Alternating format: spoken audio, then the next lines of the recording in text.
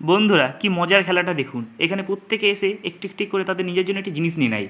এরপর এই জিনিসটির সাহায্যে সবথেকে বেশি যে টাকা তুলবে সে জিতে। প্রথমে এই ছেলেটি আসে।